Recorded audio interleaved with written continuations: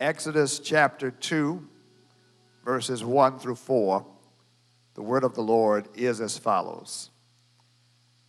Now a man from the house of Levi went and married a Levite woman.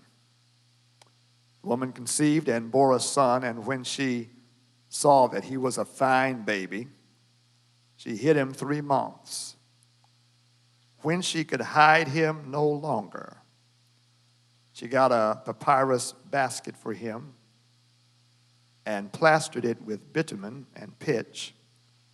She put the child in it and placed it among the reeds on the bank of the river. His sister stood at a distance to see what would happen to him.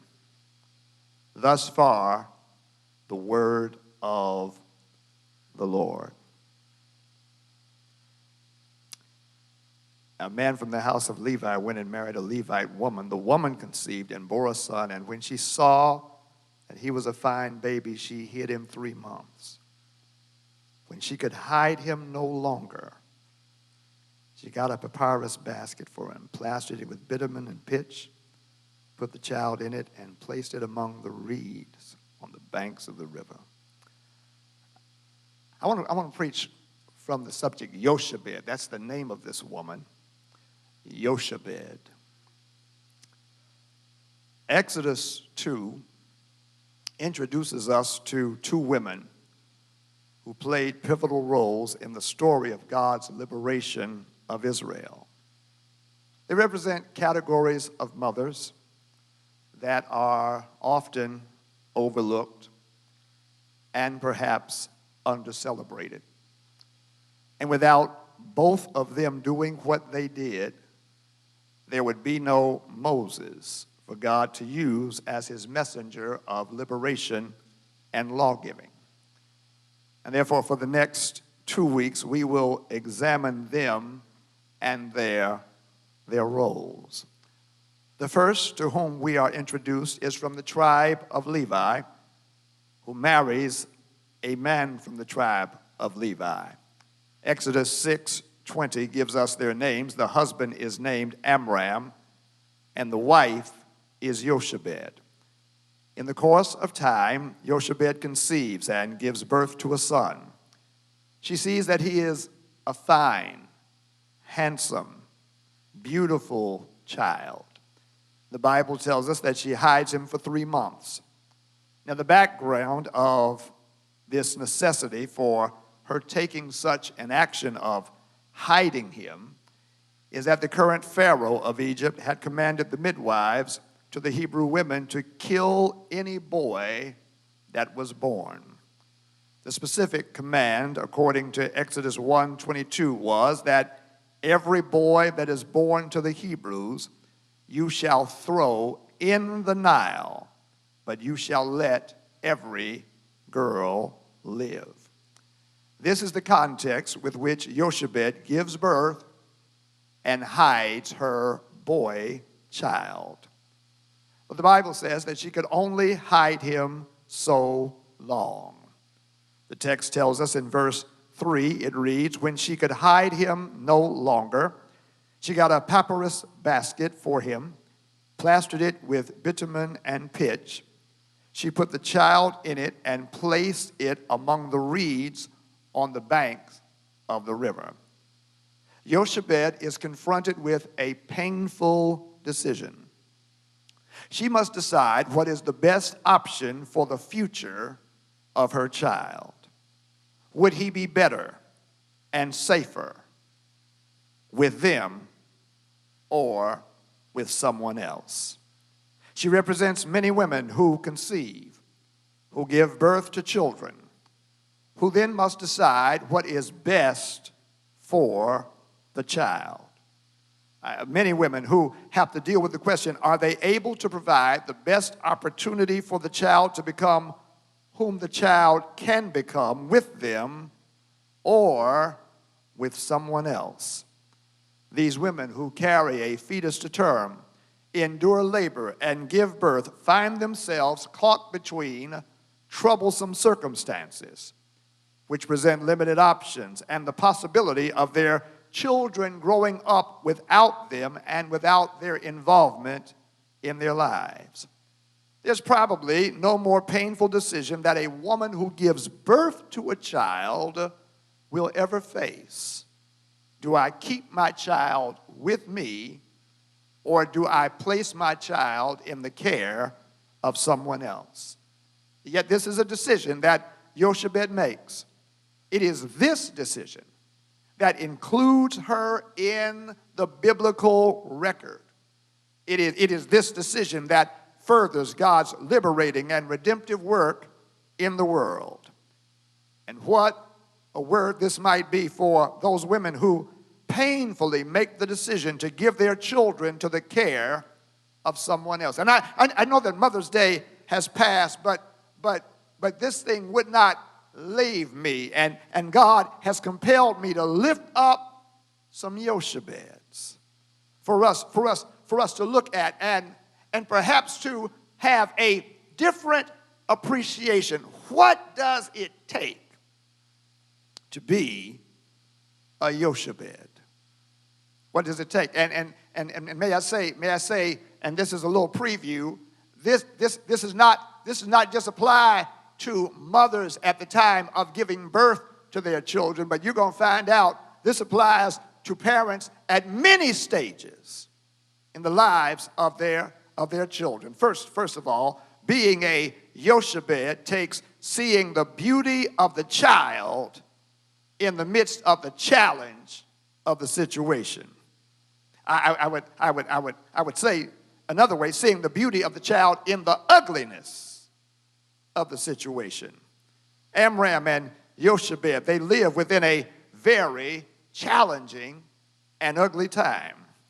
It is not an ideal time for them to be having children, especially male children.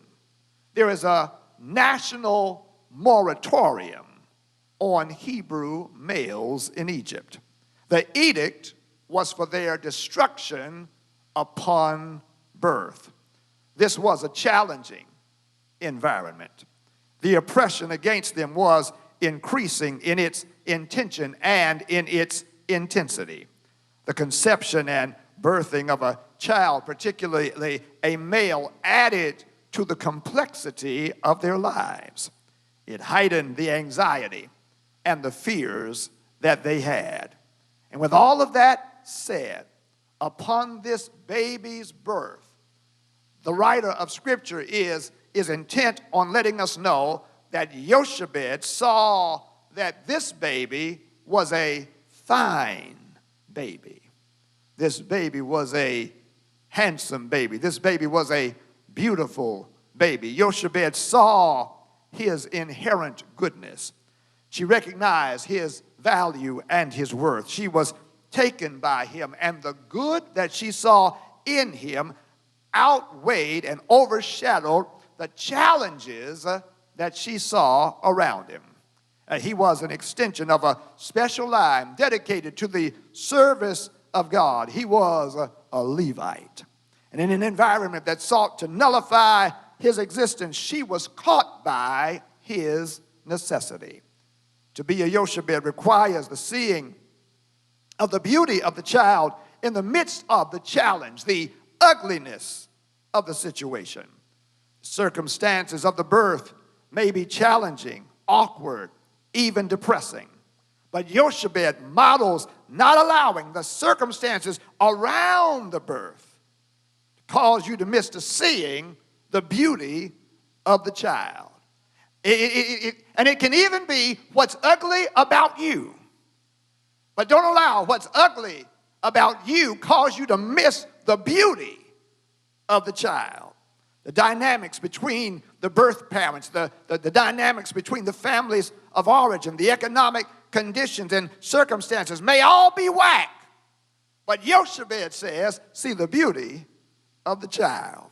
The societal forces may seem to be in collusion against the child's survival and success, but Jochebed says, see the beauty of the child. See the goodness of the child. See the possibility of the child. See the potential of the child. See God's extension through the child. Being a Jochebed means seeing the beauty of the child in the midst of the challenge of the situation, the ugliness of the circumstance. See the beauty of the child. But secondly, being a Jochebed entails deciding that your limitation need not be your child's limitation.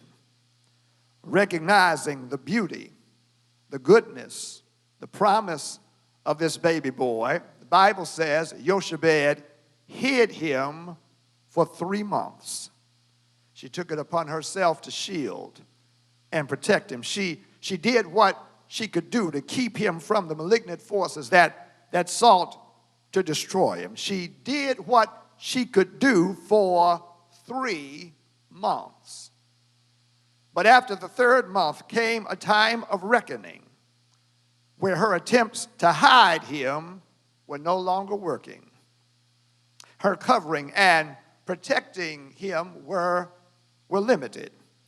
Both he and she were becoming more vulnerable as the days, the weeks, and the months progressed.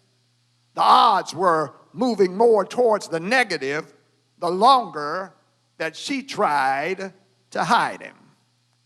And the question became, would she allow her limitation to be her child's limitation?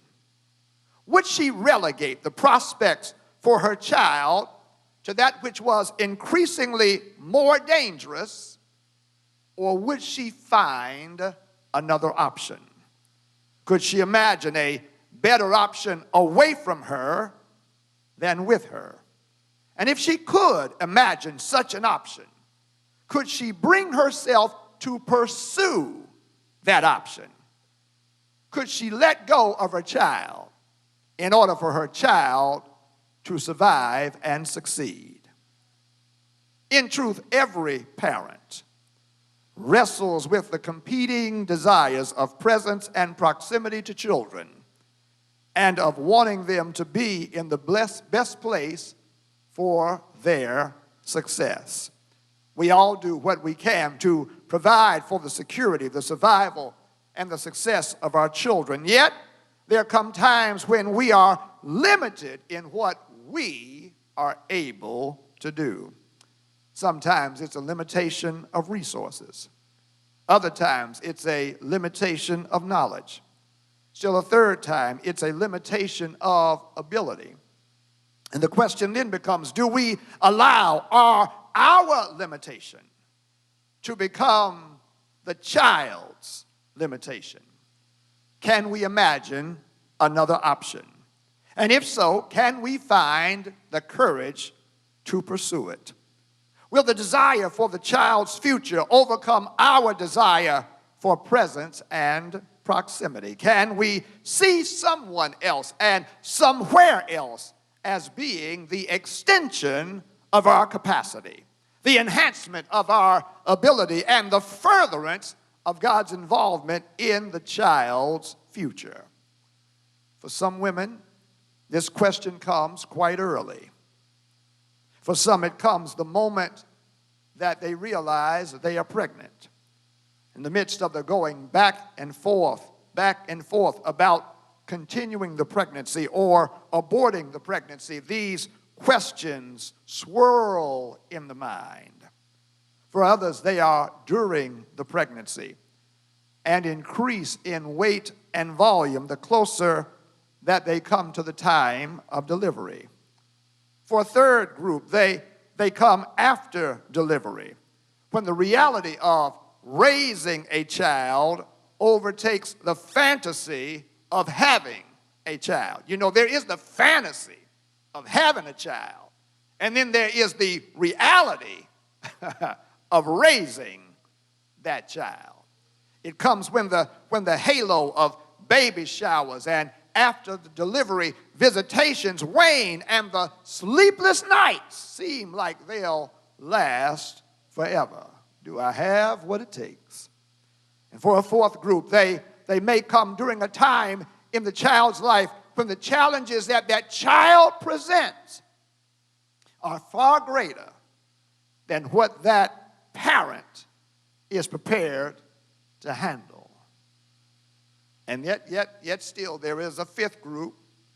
That time is when the child is about to graduate from high school or college, and the pursuits and purposes that catch them are outside of that parent's domain. In all of these moments, the time comes when the mother and the father has reached the limit. And they can't hide the child anymore. They can't protect the child anymore. They can't reach the child anymore. And the question is, will their limitations become the child's limitation? Or will they imagine another option? Will they have the courage to pursue that option, even if it means the child being somewhere else with someone else? That's where Jochebed was. And Jochebed comes to the decision that her limitation would not be her boy's limitation. She imagines another option. That brings us to the third part of being a Jochebed. Being a Jochebed means having a faith that has imagination to see another option and the courage to pursue another way. Imagination to see another option and the courage to pursue another way. The writer of Hebrews 11, verse 23 writes, "By faith, Moses was hidden by his parents for 3 months after his birth because they saw that the child was beautiful and they were not afraid of the king's edict." Recognizing the limitations that she had reached, Jochebed had a faith that connected her to a God without limits.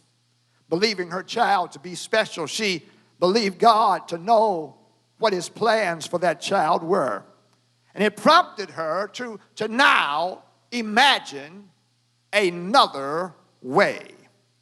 Now that way would have its own risks. Because, my friends, there's no option that you will ever have that will not have some risk. Keeping him would be a risk. Putting him in the care of another would be a risk. Both will be risky. And the question is, which one is God calling her to? And in your life, which option is God calling you to? In every decision there's going to be some risk. And discernment is, which option with risk is God calling me to pursue? And so she believes that the option to which God is calling her to is to make a basket. Make a basket of papyrus and plaster it with bitumen and pitch. And she puts the baby in the basket and places it among the reeds on the banks of the river. It was a risky move, but it was safer than where they were. And somehow she believed that if God was leading her to that step, then God had the next step. My friends, that's what faith is. Believing that if God is leading you to one step, God has the next one. And that's where she is. She takes this one step, believing that God has the next step. And she charges Miriam, her daughter, the child's older sister, with the task of watching to see what will happen. The giving up of your child at whatever stage they are is a risky step that you take. It is one that requires faith in God. It takes faith to imagine them a better way away from you at whatever stage of life that is. The natural will always see them better with you. because at least you know what you can do, what you can provide, what you can make happen, what you can defend against. It takes faith to imagine them without you, the releasing them from your care and custody into a space unknown to you, and perhaps into the hands of another that may be strange to you. It takes faith, my friends. It is faith that believes the purposes of God. The purposes of God exceed what you see and what you know, and that the resources of God are plenteous beyond you, that enables you to give them up and to give them over. Sometimes it may feel as if you're putting them in a basket and sending them down a river whose course and flow you have no control and no idea, but you got to have a faith. And it's a faith in a God that bolsters you, knowing that the God who brought your child into the world is also the God who made the river. He is also the God who directs the current. He is also the God who fastens the pitch and the bitumen in the papyrus and in orders it to be a sealant for the basket that will keep it afloat. He's the God who keeps the boat afloat and directs its course according to his good and acceptable and perfect will. And as the God who used you to give birth, and as the God who now moves you to release them, God is the God who has whomever is needed to receive them. God is the God who has whoever is needed to develop them. It is a faith that says, when I've done all that I can do, and God gives me the instruction to release them, I trust the release to God. You see, friends, what God had to show me is that before Jochebed ever put the baby in the basket, she had released the baby to God. And having released the baby to God, she's able to put the baby in the basket. Lord have mercy. When you release the child to God and you follow God's instructions, you got to trust God's directions are manageable. They may not be easy, Lord have mercy, but they are manageable. And you can put the child in the basket because you release that child to God. You can put the child up for adoption because you release them to God. You can give them over to a grandparent, an aunt, an uncle, or a sibling because you release them to God. You can take that child to a treatment program because you release that child to God. And yes, if it is ever your misfortune, you can walk with them into a correction facility because you release that child to God. You can take your child to college because you release them to God. You can give them over in marriage because you release them to God. Having released them to God, you trust God to handle them in the basket. Do you see it? Having released her child to God, Jochebed put the baby in the basket in the reeds by the bank of a river. The baby is now out of her hands, but hands were still on the baby. Those hands were hands that fashioned the baby while the baby was in her womb. Those hands were the hands that upheld the world. Those hands were hands that set the course and were directing the path of the river. She had Miriam watch. She says, Miriam, watch what happens. Watch where it goes. Watch who comes out. Watch what God does. Because, friends, being a Jochebed requires an expectation of good following sacrificial obedience. You got to have an expectation of good when you sacrificially obey God. Jochebed holds fast to God doing something with her obedience. That child is out of her hands, but she's in God's obedience. And if you're in God's obedience, God can take care of whatever is placed out of your hands. God would not lead her to hide her child for 3 months and then take the step of putting him in the Nile for him to die. No, God has something more in store for this child. She didn't know what, she didn't know through whom, but she did know the God of Abraham, Isaac, and Jacob. She knew that God was the God who provided a ram in the bush. She knew that God was the God to be the one whose purpose in Isaac was such that God spared his life on Mount Moriah. She knew that God to be the God whose purpose in Jacob kept him from Laban's deceit and from Esau's wrath. She knew that God to be the one whose purpose in Joseph kept him in the pit and in the prison until God got him to the palace. She knew that God to be the one whose purpose in Levi brought her and Amram into the world. And she believed that this God, whose purpose in her boy prompted his conception in her womb and his birth from her womb and his hiding for 3 months, is the God who will continue his purpose as he travels down the Nile River. My friends, releasing children to God is believing God to be able at any point of their release. That God is able in adoption. That God is able in treatment. That God is able in school. And yes, God is able even in incarceration. That God is able. And you've got to be able to trust God with the release. You got to be able to trust God with the basket. You got to be able to trust God with the Nile River.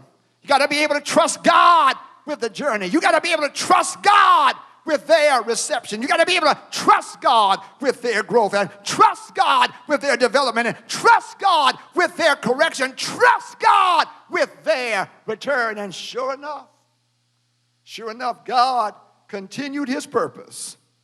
He continued his purpose with Pharaoh's daughter bathing at the river, seeing the basket, and bringing it to her. That's going to be next Sunday. That's going to be next Sunday. But with Miriam watching, Miriam saw what was going on. And Miriam goes now to Pharaoh's daughter and asks her, can I find you a nurse? Can I find you a nurse from among the Hebrew women to nurse him? Because Pharaoh's daughter recognizes that this is a Hebrew child. And Miriam goes to her and says, I know some nurses that can nurse him. You don't need to trouble yourself with nursing him. To which Pharaoh's daughter says, yes. The boy that Jochebed released to God, put in the basket, sent down the Nile River, that boy is brought back to her for her to be able to nurse. Lord have mercy. God gives her an opportunity that she did not even foresee. The nursing of Moses was an unimaginable opportunity. She had released him. She had put him in the basket. She had sent him. But now, here she is holding him. Now, here she is nursing him. Now, here she is soothing him. It was an unimaginable opportunity. Miriam called her a nurse, which suggests that Jochebed had cared for other children. She had nursed other children. She had soothed other children. And little did Jochebed know that her care for others would set up the menu by which she'd be able to care now for the boy that she put in a basket and sent on his way. It was her opportunity. It was her opportunity to mold his Hebraic sensibility. It was her opportunity to instill the sense of the God of their fathers to counterbalance the gods of Egypt. It was an unimaginable opportunity. And what Jochebed challenges you and me is to be open to unimaginable opportunities. They may be opportunities that come around with our own children. They may be opportunities with somebody else's child. But whatever they may be and however they may come, it is that openness that God is able to use in profound ways. God was able to use what she deposited in this boy so that when he went into Egyptian royalty, and when he was educated in the Egyptian schools, and while everybody else was worshiping the Egyptian gods, there was something on the inside of him that said, I heard about another God. I heard about a God who for my forebear, when he was childless and when he and his wife were childless, he called him to leave where he was and to go in a place where God would show him. I heard about another God who at the age of 99 and 100 brought Isaac into the world. I heard about another God. I heard about another God who when Abraham was commanded to offer up his son with knife in hand, God had a ram in the. I heard about another God. As a matter of fact, I heard that the reason why we're in Egypt right now is because this God was able to work with somebody named Joseph and give him the ability to not only dream dreams but interpret dreams. And it was that interpretation that Egypt is where it is. But I heard about another God. It was because of what Jochebed had put in that boy. Lord, have mercy. And so I want to celebrate Jochebed, because friends, Moses' story starts with Jochebed, and without the start, hear me now, there would be no story. Catch this now. With the start, the story may continue. And I just want to, can I help somebody? For every person alive right now, there was a woman whose birthing you gave you a start from which you developed your story. And that may have been her only role. Well, her only role may have been to bring you into this world. But with that role, you are here. Lord have mercy. You are here, and God has been developing your story even from every day since she brought you into this world. I'm speaking to some women right now whose discernment of the good in the midst of the ugly prompted you to release. It was a painful decision. Whose desire for your children to experience more than their limitations prompted you to release. Whose imagination and courage of another way prompted you to release your child and trust God to work with the reception. Jochebed's release of her son, don't you understand, was tied to a greater and grander narrative. God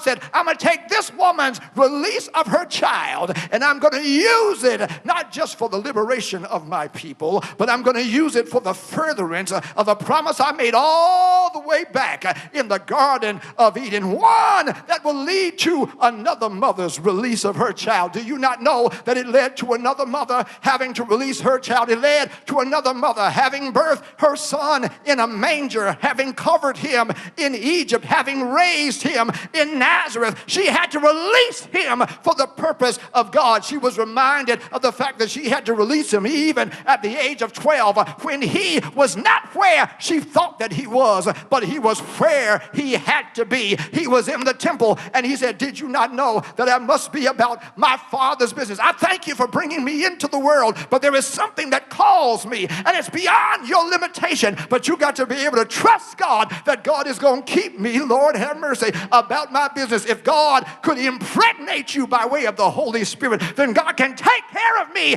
even when I'm outside of your domain. She had to trust God, and there came, my God, the time when she saw the effects of that release in its most painful way, when she saw him hanging upon a cross, and when he said down to her, and he said, woman, behold your son John. And when he said to John, John, behold your mother. I thank you for bringing me here. That gave me the start, but I'm not just the start. I'm the author and I'm the finisher, and I got to finish this thing, and I can't finish it unless I know that you're taken care of. So John, take care of my mother. And she thought, there were those who might have thought it was all over when he gave up the ghost, and when he gave up the ghost and they put him in the grave, and when she was with the other women preparing the spices to anoint his body for burial. But then came that Sunday morning, Lord have mercy, that came that Sunday morning when they go to the tomb and they expect the tomb to be shut, and they expect the body of Jesus to be lifeless. But when they get there, the grave is open, and the Bible says, the angel says, you're looking for Jesus. He is not here. He has risen, just as he said. She had an unimaginable opportunity to now talk about the resurrection of her son. She saw him raised in resurrection power. There is an unimaginable opportunity that God has for everyone who trusts him at the point of release. I'm not just talking to parents now. I'm talking to everybody now. Because there is something in your life that God is saying, will you trust me with it? Will you trust me with it? Will you recognize you are limited? Will you release it, put it in a basket, and trust me with it? I have a story for it. I have a purpose that is so much larger, so much greater, so much grander than yours. Will you trust me with it? Will you trust me, first of all, with your life? Will you trust me with your life? Will you release your sense of control and sense of dependence or independence? And will you release that and trust me so that you can sing what they sang earlier, so that you can depend upon me?